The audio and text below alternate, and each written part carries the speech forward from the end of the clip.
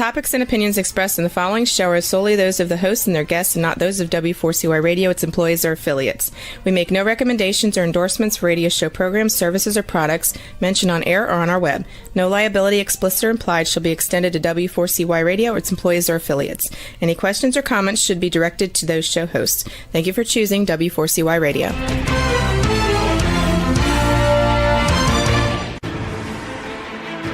What's working on purpose anyway? Each week, we ponder the answer to this question. People ache for meaning and purpose at work, to contribute their talents passionately and know their lives really matter. They crave being part of an organization that inspires them and helps them grow into realizing their highest potential.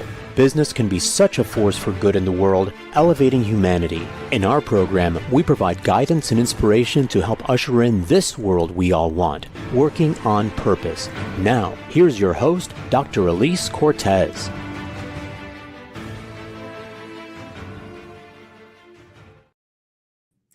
Welcome back to the Working on Purpose program, a thought leadership platform for creating inspirational leaders and destination workplaces, which has been brought to you with passion and pride since February of 2015.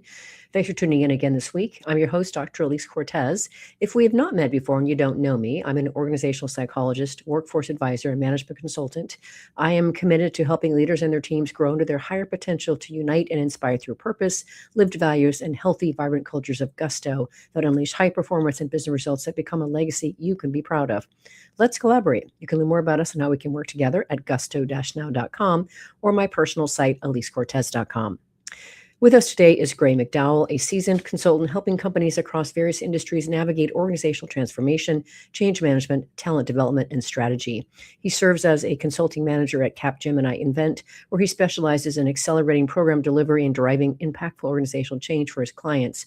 He's the author of Crafting a Corporate Camelot, where leadership becomes legend, which we'll be talking about today.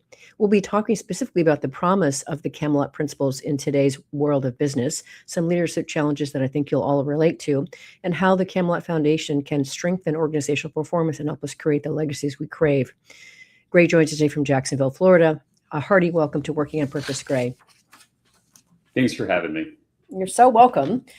As I told you in one of our, I'm sure, first interactions, I absolutely love the playful nature of your book, its contents and all of it. So before we get into a bit of your background, let's just open with the promise. And why are we celebrating, King Arthur and Camelot? Well, I think the King Arthur and Camelot tale is timeless, and that's what first drew me to this particular allegory. I can't even really put my finger on whether it was a podcast or an article that I read that really connected the dots for me. But as I started to go down that rabbit hole, everything just kind of clicked. And I think whether you're living in medieval England or present day United States, you're struggling in some organization, some team dynamic to find your place and to hopefully inspire others. I so appreciate that. And of course, you and I both know, because of the work that we do, the power of story. So being able to elevate these possibilities of our leadership and organizations through relating to the story of Camelot is just part of what makes it so enticing and compelling. And I love how you situate that, the symbolism of Camelot is so there for us. It represents a timeless ideal, a utopian society built upon ethical leadership, honorable values, purposeful quests, and an unwavering belief in the power of unity and collaboration. Sounds like a good organization to me.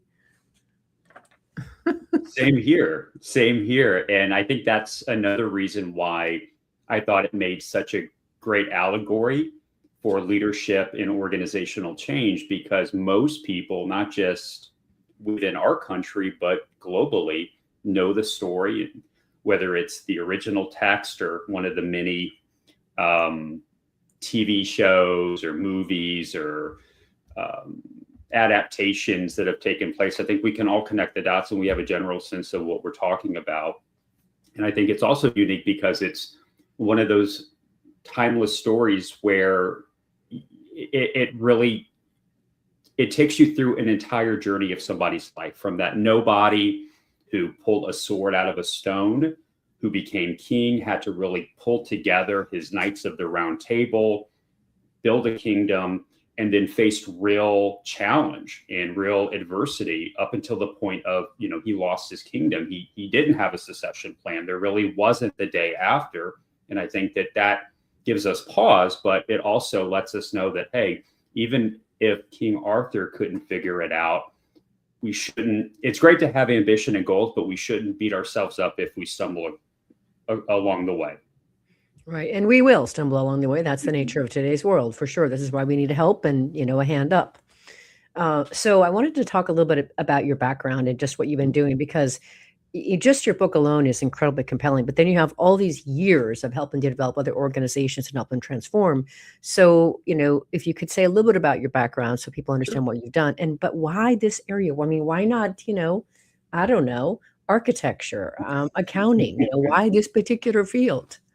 Well, it's funny you mentioned architecture and accounting, because at one point I was an architecture major in college. No. Then I became a business major. And the first few years after college, I did real estate finance. First in the private sector, real estate appraisal work. I was living in Houston at the time, wasn't very good at it. And I thought, well, maybe if I move into the public sector. So I went to go work for at the time, the Department of Defense, the Navy, as a civilian. And that really didn't inspire me either. I kind of fell back into human resources, training development, really fell in love with it.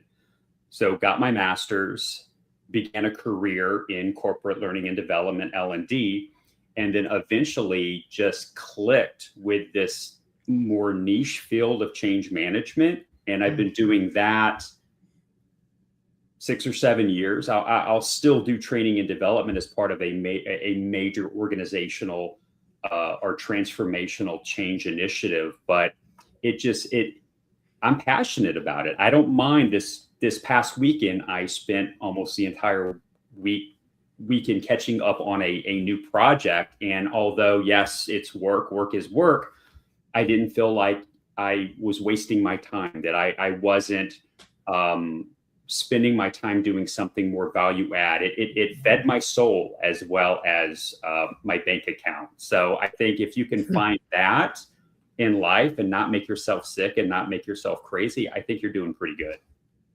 I would agree. That's what I'm out to help more and more people and organizations do as well. So find that spot. So what I find so interesting, reading your book, of course, as I told you before we got on there, there's nothing in your book that I don't completely align with. There's nothing in it I don't completely say, yes, I agree with that. And yet so many organizations are floundering and they don't understand why. And they maybe don't even realize the extent to which they're floundering or they're not getting the results that they want. So one of the things I wanted you to speak to from your book and your own experience is just why so many organizations tend to fail in their quest to realize their initiatives to achieve the results they're trying to achieve. There's just a few things that I thought were pretty interesting that kind of distilled into whatever it was, a handful of things. I think for me, it always comes back to authenticity and adaptability. And within the book, I'm constantly drawing parallels. Again, you'll notice in the book that I'm giving a lot of props, a lot of credit to the thought leaders that have come before me, that I'm standing on the shoulders of giants. And I recognize that. And absolutely. This is really a praise to some of my favorite thought leaders in the space. But I think far too often we lose our North Star if we had one to begin with. Yeah. I think we feel like growing in an organization, again, whatever industry you're in, whatever sector you're in, we go through these life changes. You're adolescent or you're a teenager or you're a young adult. When you're an organization, you're a new hire, you're a learner. Then, okay, maybe you're a linchpin of the organization. You're not new, but you're also not one of the senior leaders. Or you're leading, you're steering the ship, and you feel like you're taking off one hat and putting the next one on, instead of understanding that to be truly successful, to be value added, and to feel truly at home in what you're doing and where you're at, you really have to balance. You have to be a learner from day one to the C-suite. You have to be a leader from day one, doing the little things, the small stuff, to eventually being a director, a vice president, a president, a CEO. And then you also have to remember that whether you're new or whether you're established, you have impact. You have impact to make the organization more successful or make it toxic. So you have that ability to be an Arthur or to be a Mordred. I so appreciate that. And there were so many things. You have such a beautiful way throughout your book of really throwing through a lot of the major concepts that you sort of reinforce in different ways again. And to the note of why so many organizations fail to realize their initiatives, one of the things that I thought was so interesting, and that I find too in my work, is that you say it oftentimes it boils down to that they're not, there's a lack of authentic leadership, which is what you said before, that genuine collaboration and a clear, compelling purpose that really unites people around a cause. And so what you say in results is that people do say, there's ineffective leadership here. There's very poor communication. They feel disconnected from the organization's mission. And these things are all things that a leader can really, really address. And I know, and you do that beautifully in your book. So I wanted to situate those things as well, because that's very crisp. It's easy to get your head around those things. If you can get some of those things right, wow, you can do a lot to elevate your cause. So let's talk a little bit about some of the foundational pillars of Camelot. Again, it was just delightful. I always, 11 years hosting this podcast, Gray, I've been delighted and learned a lot about how really good books are organized. And yours is one of those that's extremely well organized and builds on itself. And so I love the idea that you situate, some foundational pillars that include things like chivalry, inclusive leadership, and mentorship, which you talk about throughout your book. So let's talk about the idea of chivalry and how that shows up in today's world, because it sounds very archaic and old-fashioned, and you help us understand that it really isn't either of those things.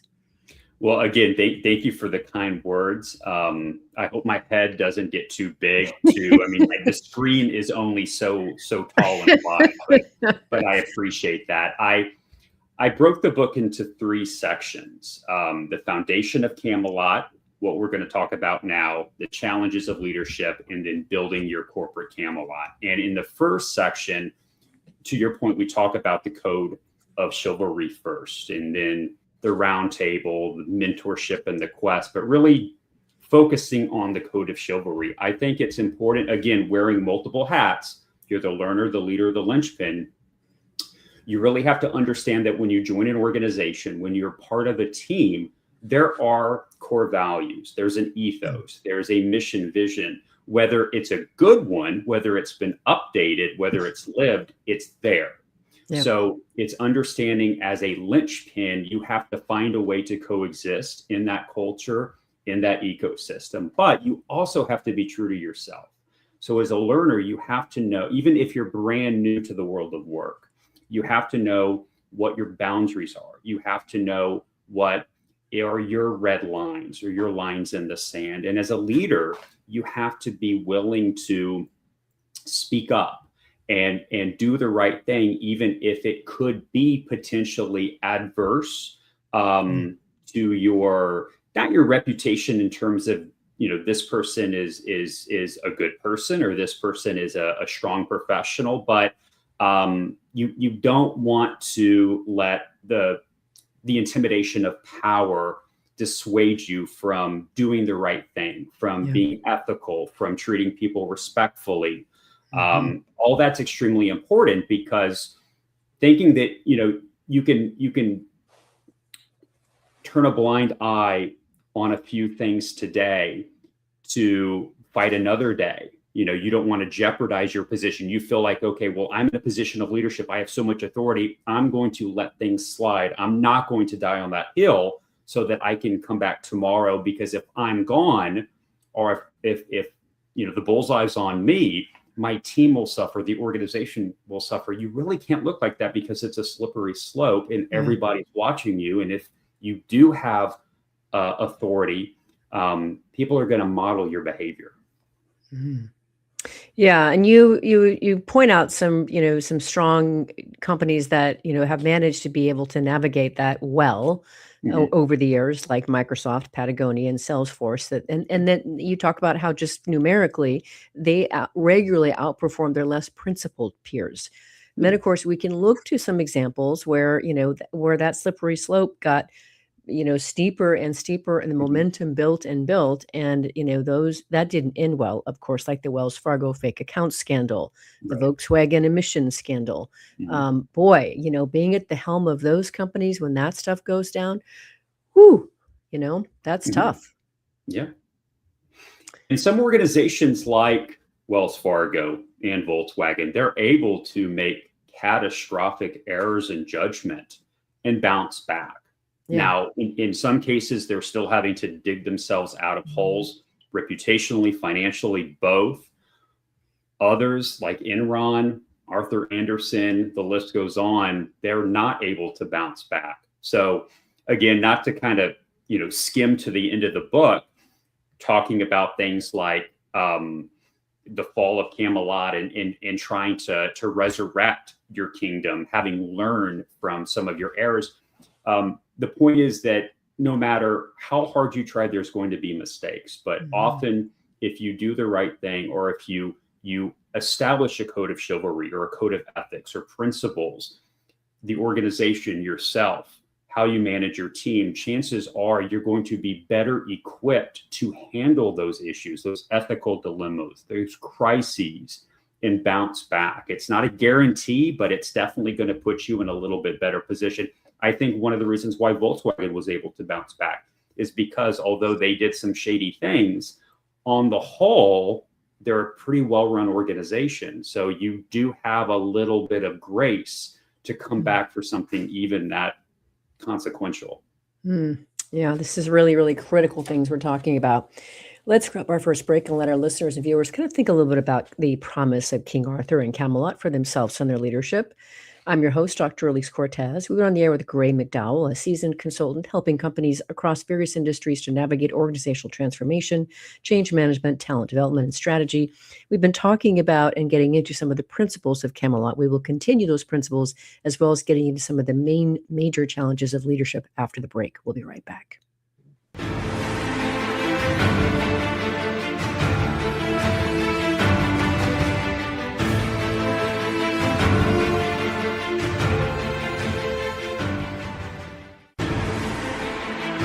Dr. Elise Cortez is a management consultant specializing in meaning and purpose, an inspirational speaker and author. She helps companies visioneer for greater purpose among stakeholders and develop purpose-inspired leadership and meaning-infused cultures that elevate fulfillment, performance, and commitment within the workforce. To learn more or to invite Elise to speak to your organization, please visit her at elisecortez.com. Let's talk about how to get your employees working on purpose.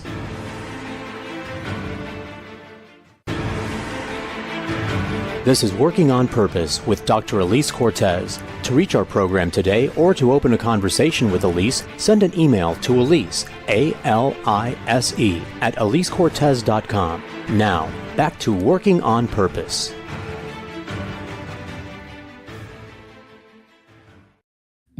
Thanks for staying with us and welcome back to Working on Purpose. I'm your host, Dr. Elise Cortez, as I am dedicated to helping create a world where organizations thrive because their people thrive and they're led by inspirational leaders that help them find and contribute their greatness.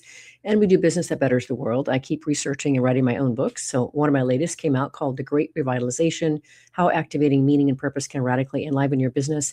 And I wrote it to help leaders understand today's workforce. What do they want and need to give you their best and want to stick around? And then I give you 22 best practices to equip you with your organization and your culture to provide that for them. You can find my books on Amazon or my personal site, elisecortez.com. If you are just now joining us, my guest is Gray McDowell. He's the author of Crafting a Corporate Camelot, Where Leadership Becomes Legend. So we talked about one of the first pillars of Camelot, that being chivalry. I wanted to talk next about the idea of the iconic round table, and that really speaks to King Arthur's inclusive leadership, which I think many leaders are not, I don't think they understand the draw and the beauty, the promise and strength of that. So let's talk about that one. Yeah, and this one's really important. As my first book, it took me a little while to be satisfied with the manuscript to actually work up the confidence and find a publisher. So when I started this, it was a couple years ago. So as you read the book, I think it does age very well, some of the examples, some of the cases, but I think the topic of inclusive leadership in terms of the roundtable really carries more weight now actually than when I first started writing about it. I think a lot of leaders, a lot of people, professionals in general will make the mistake of thinking inclusivity has to do with metrics, will have to do with, okay, as long as I'm checking a box, as long as I'm fulfilling a quota in terms of, whatever measurement that you want to equate in the circumstance.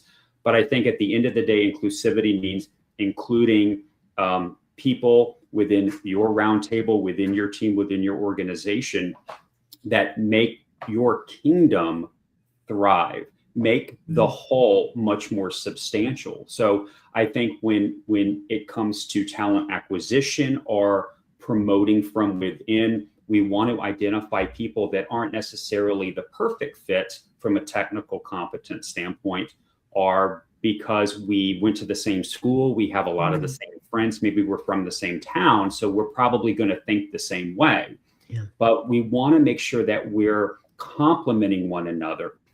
And it's not just enough to give these people a seat at the table and say, okay, we're going to have an inclusive workforce, we're going to have an inclusive board of directors or C-suite or leadership team, but you actually have to give them voice and give them agency, and you have to respect their opinions, even when on face value, those opinions conflict with your own and may actually rub you the wrong way and offend some of those chivalric codes that you may have, right? Your values and beliefs.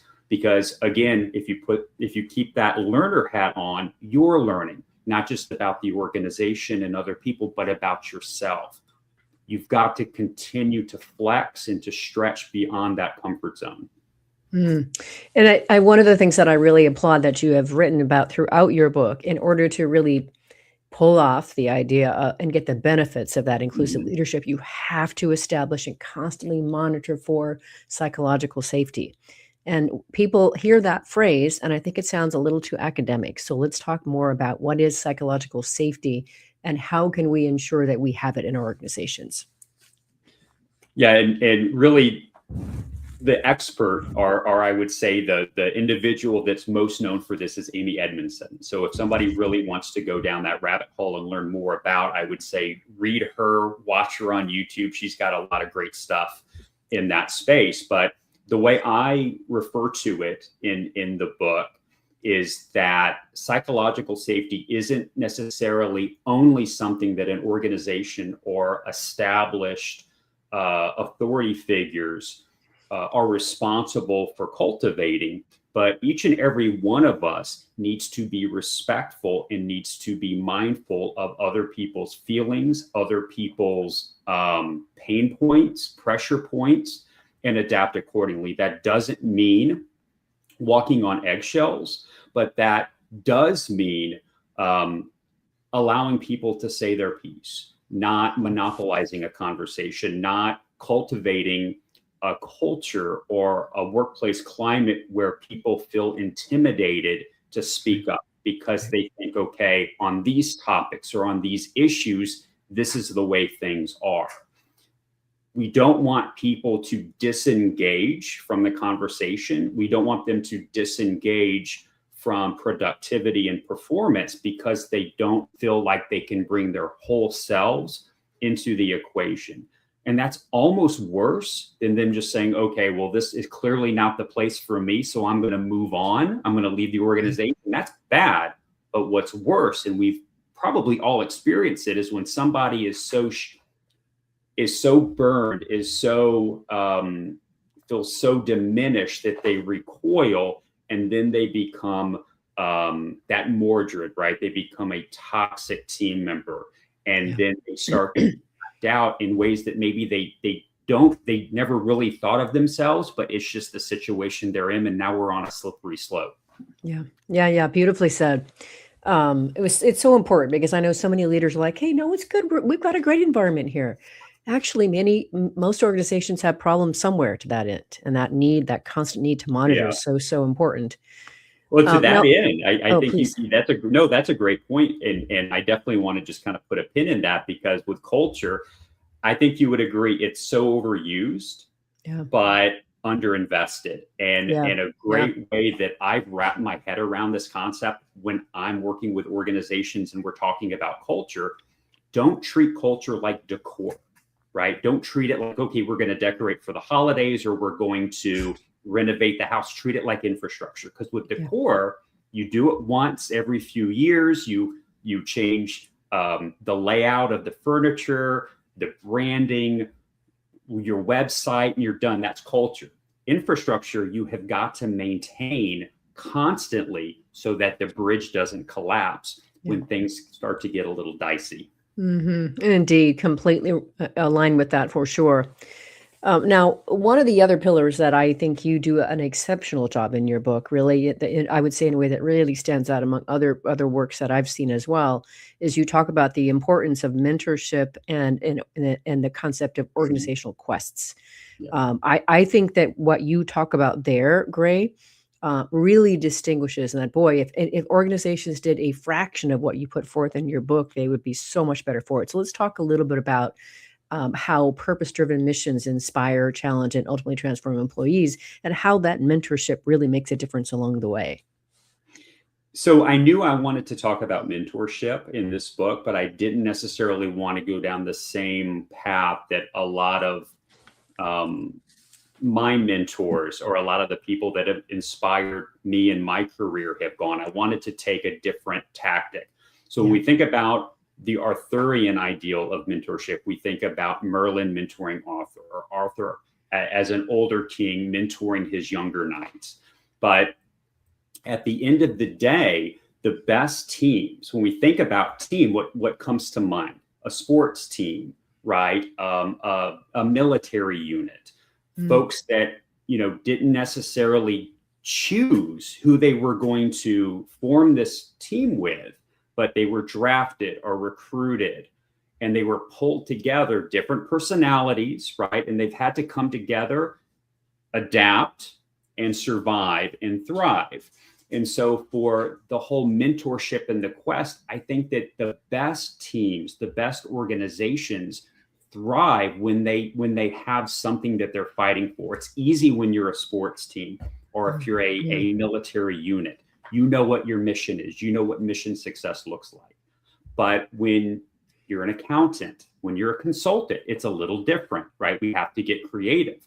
But it's having these long-term goals, but that are backed up by midterm and quick goals, quick successes. So it's important to establish that. And if you don't know how to do it, that's when you really need somebody, whether it's your supervisor, your team manager, or someone within the organization that you can count on to be that authority figure to help you see opportunities, not necessarily to upskill yourself from a competence standpoint, but understand how to maintain that ambition and sustain that engagement. Because as you and I both know, and probably most of the people watching, you're going to have bad days. You're going to have days, no matter how much you love your job or love your boss or love your business, where you're just burnt out and you're ready to tap out.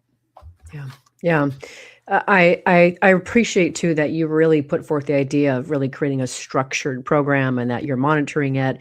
You're also cultivating resilience along the way, and you're celebrating when people are growing and learning, right? Not just, and that's one of the things that I do when I work with organizations too, is I oftentimes catch myself saying, hang on a minute, the person that I knew a year ago would not have done what you just did. Let's not let that go by without celebrating that. Right. Yeah. And so therefore it helps bake it in, and for them to go, oh yeah, that's right.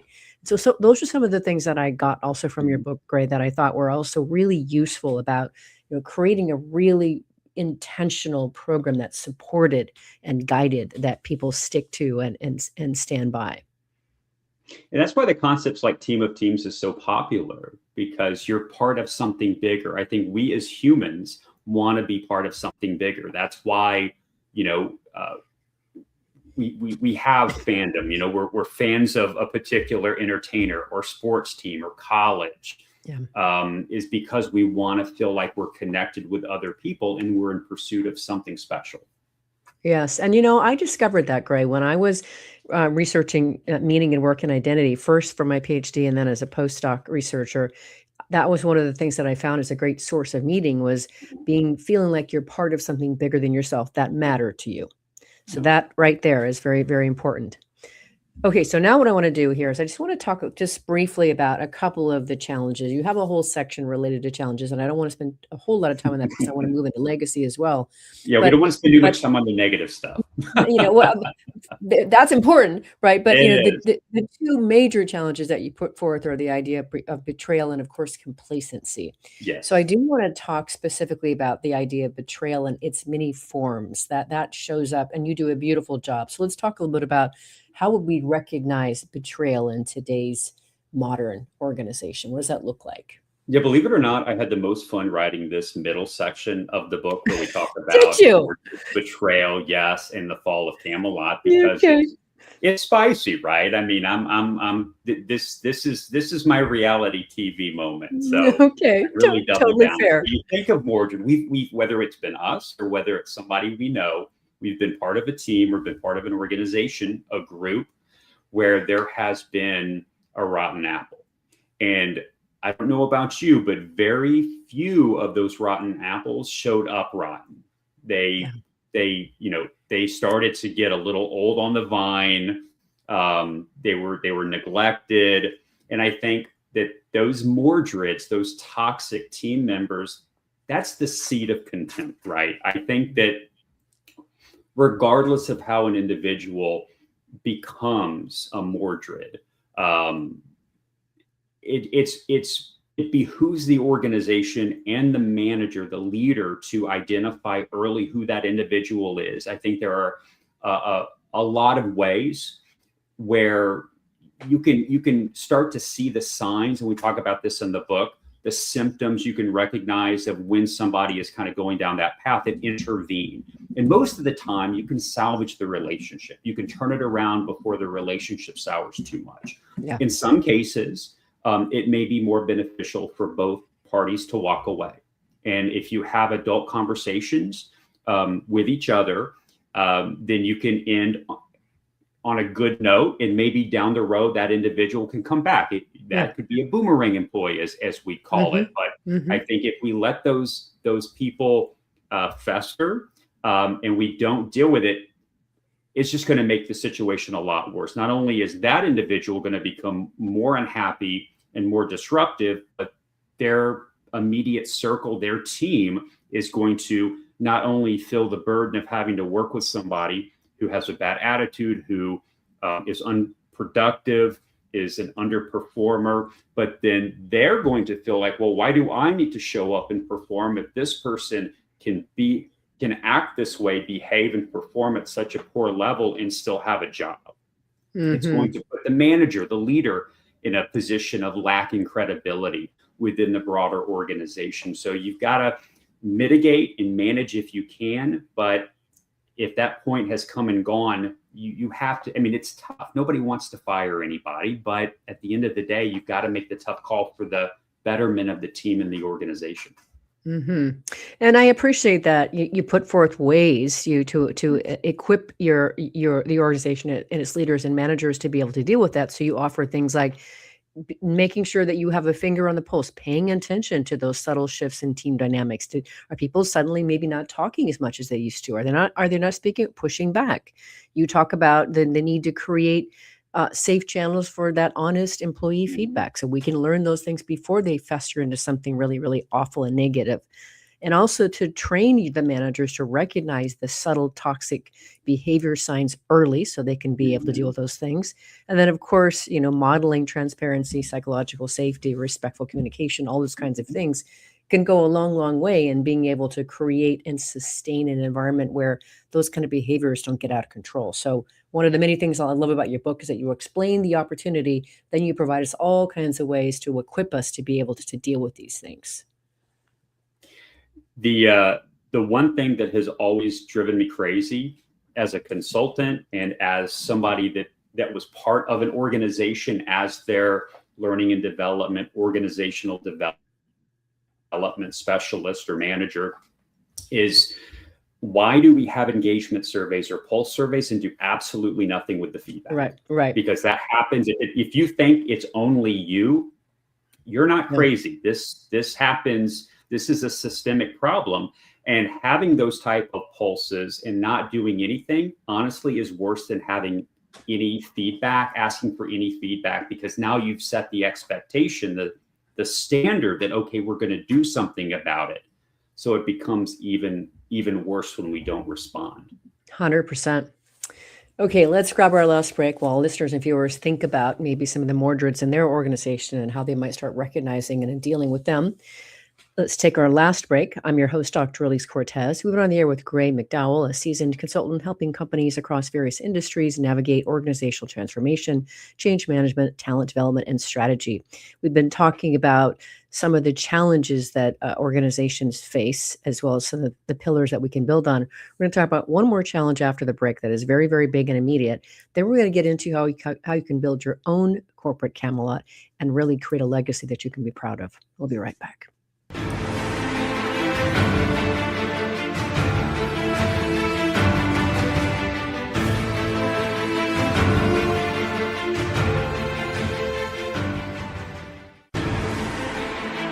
Dr. Elise Cortez is a management consultant specializing in meaning and purpose, an inspirational speaker and author. She helps companies visioneer for greater purpose among stakeholders and develop purpose-inspired leadership and meaning-infused cultures that elevate fulfillment, performance, and commitment within the workforce. To learn more or to invite Elise to speak to your organization, please visit her at elisecortez.com. Let's talk about how to get your employees working on purpose.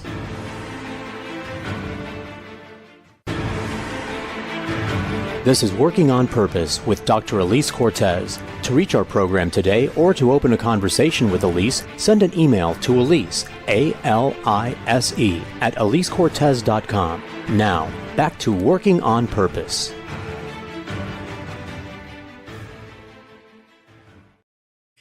Thanks for staying with us and welcome back to Working on Purpose. I'm your host, Dr. Elise Cortez. As you know by now, this program is dedicated to empowering and inspiring you along your journey to realize more of your potential. If you want to learn more about how we can work together and how the Gusto Now Academy supports learning and development for leaders and individuals, make your way to gusto-now.com and then go to the training tab to find the Academy.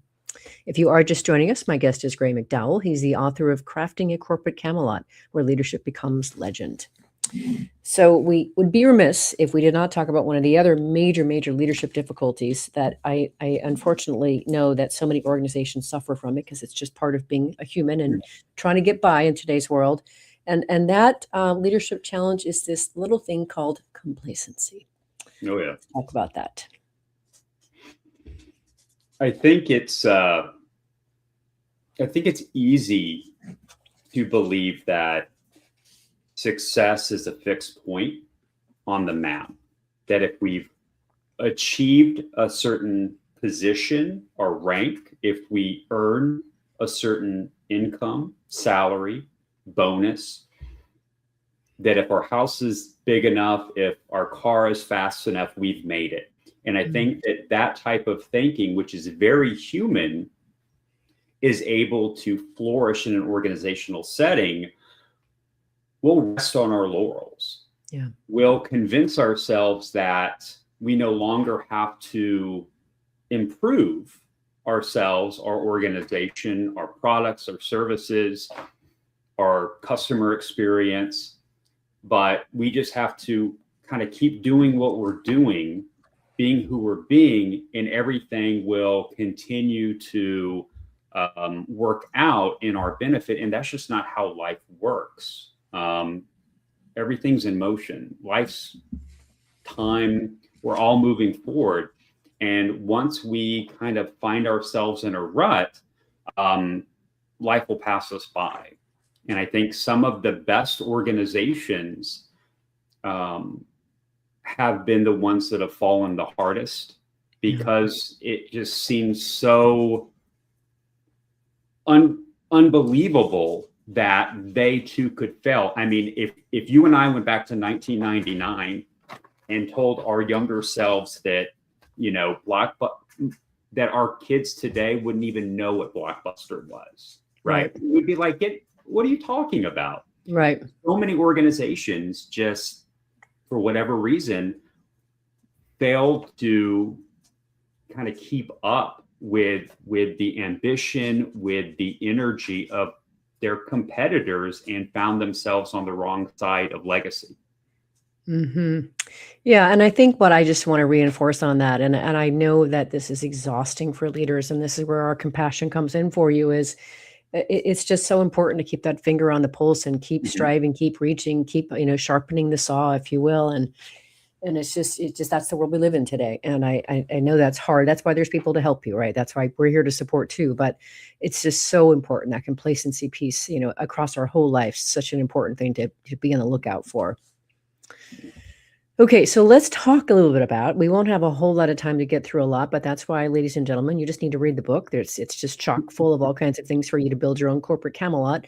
But I do want to go into a little bit of a discussion here, Gray, on just that, building your corporate Camelot. And you have a whole chapter on the stone in your sword, which is not a concept that I'm really super, familiar with. But I do want to talk a little bit about what you mean by that, especially when it comes to building your corporate Camelot. Yeah, so depending on the version of the Arthurian legend that you think of, when we talk about Camelot, it wasn't just anybody that could pull the sword Excalibur out of a stone. For most adaptations, it was a young, poor kid. So not the strongest, not the noblest, but it was because of who he was, what was inside of him. And I think that goes back to, what makes somebody an authentic leader, and why I really respect the concept of authentic leadership. We are who we are. That we shouldn't try to be. If you admire somebody like Jeff Bezos, right, you shouldn't necessarily try to do things exactly like Jeff Bezos. You can kind of take bits and pieces that have made him successful and learn from that, and take those tools and put them in your toolbox. But you're not Jeff Bezos, and you're probably not going to be Jeff Bezos. The point is, you have to find ways to uncover your natural talents, identify how you want to round those talents out by learning from others, reading, taking classes, getting the experience, and making yourself more successful. And authentic leadership really does kind of dovetail with adaptive leadership, because how you lead in one scenario, in one instance, may be very different than you lead in the other. So the authenticity and the adaptability go hand in hand, because the best leaders, when we think of the very best, are able to persevere in crisis, as well as know how to win when they're on top. Yeah, there's just so much there. You have a whole section in your book that I, as you know, I take copious notes. That's part of the way I do my research, so I can capture the page number, everything else. But you have a whole section on building a culture of excellence, which we don't really have the time to talk about. But I just wanted to showcase for our listeners and viewers. That is gold in there, Gray. It's gold. What I do want to do next, though, is I want to finish the conversation and devote the rest of the conversation to the idea of really building that legacy. And you talk about, when you think about, as a leader, how do I want to build a legacy that I'm really proud of, that stands the test of time. So let's talk about that. How can leaders really create something that endures? I think you first have to realize what I think most of us really struggle with. And that's what success looks like in the near term, in the midterm, and the long term. Who do we want to be when we grow up? What kind of leader do we want to be? Again, what kind of team member, what kind of family person do you want to be? And I think that writing down what those characteristics are, is very hard and it's not sexy, but I think it helps you to really visualize and helps you structure what you need to do to get there. I think anytime that we start to craft what our future selves look like, if we're leading an organization, how are we going to leave it? Who's going to be our successor? Where do we want this organization to go once we leave? If you're starting out, do you want to stay within the same organization your entire career? And if so, which path do you want to take? Or if you want to move around and eventually end up in a particular role or have a set of responsibilities that will fulfill you and really make you feel like you've arrived, that you achieved what you set out to achieve. And then be flexible, because what you want at 25, I'm pretty sure is going to be different than what you want at 50. So you need to revisit those, because your legacy evolves as you grow and develop. But you don't want to burn bridges. You don't want to alienate people. You don't want to step on the people that, if they're not helping you today, can certainly help you or possibly hinder you tomorrow if you leave them with a bad taste in their mouth. So it's strategic, but I think it's essential, ensuring that not only you're moving in the right direction, but you're having a good time along the way, because isn't that the secret sauce of life? Absolutely. And I thought that some of the things you offered to us to really help that along were really powerful. You talk about investing in strategic innovation. Boy, if that isn't a great way to be able to create something beyond yourself. And then also you talk about prioritizing talent development as legacy building. One of the things I learned in my research and in my work with what I consider to be great leaders is they're focused on how many careers can I help create. Oh, yeah. Right. And so I think that's really an important point. Then the other thing that you talk about that I think is really, really important. There are several things. You have like, I don't know, 7 or so points, but integrating environmental and social responsibility into what you're doing, because that helps unite the team and the greater community around what you're doing and connect themselves to you. Yeah. That, again, being part of something bigger. So many things that you offer to us that help us really create that legacy that we can be proud of, that endures, that really matters. Yeah, once we step outside of these buzzwords and some of these hot topics and realize what's the meat on the bone, what is the intention, what is the real meaning behind things like sustainability and inclusivity, and we realize it's respecting others, it's doing the right thing. It's doesn't mean that you're sacrificing your success or you're not pursuing greatness, whatever you measure greatness, but it's realizing that you're never going to do it by yourself. There's not one person alive today, have been alive in the past, or will be in the future, that have become successful or have failed on their own. We're symbiotic. It's just the nature of who we are. And so realizing that there's that relationship ecosystem that you have to manage. And it's not a one-off. It's not spring cleaning. You have to do it every day, every week. You have to manage those relationships. You have to learn. Again, it goes back to the 3 hats. Every day, what are you learning? How are you leading? It can be small things. And then what are you doing to give back? If you're a cog in the wheel, right? If you're just another cog in the machine in a big organization, well, how are you making other people's lives better? How are you giving back to the company? If you're a titan of industry, how are you giving back to your community, your country, the planet? These things all ripple. And whether you see those benefits today or not, they really do matter. And they really do determine what your legacy is going to be remembered as. What a powerful way to finish, Gray. I am so happy to know you, to learn from you, to be inspired by you, to share with my listeners across the globe who are here to learn about their own leadership and how to be able to create that kind of a legacy. Thank you for being you, bringing the book into fruition, and coming and working on purpose. Thank you for having me. Listeners and viewers, you are going to learn more about Gray McDowell, the work he does helping to transform leaders and companies, and his new book, Crafting a Corporate Camelot, where leadership becomes legend. A couple of things you can do. Find him on LinkedIn for sure. That's one of the best ways. He has a very robust profile. He does respond very well there. So his full name is William Gray McDowell. And McDowell is McDowell. So William Gray McDowell is how you find him on LinkedIn. He does have a Medium account. And how do you get there? Again, Gray, where's the Medium account? What's the address there? So it's going to be at w.gray, Gray, .mcdowell. Awesome. And last week, if you missed the live show, you can always catch it via recorded podcast. We were on here with Ryan Gottfredson, a leadership development consultant, talking about his book, The Elevated Leader, Leveling Up Your Leadership Through Vertical Development. Next week, we'll be on there with Dr. Stephen Post talking about his book, Pure Unlimited Love, Science and the 7 Paths to Inner Peace. See you then. Together, let's lean in and learn how to create destination workplaces where people thrive while doing business in a way that betters the world. Let's work on purpose. We hope you've enjoyed this week's program. Be sure to tune into Working on Purpose, featuring your host, Dr. Elise Cortez, each week on W4CY. Together, we'll create a world where business operates conscientiously, leadership inspires impassioned performance, and employees are fulfilled in work that provides the meaning and purpose they crave.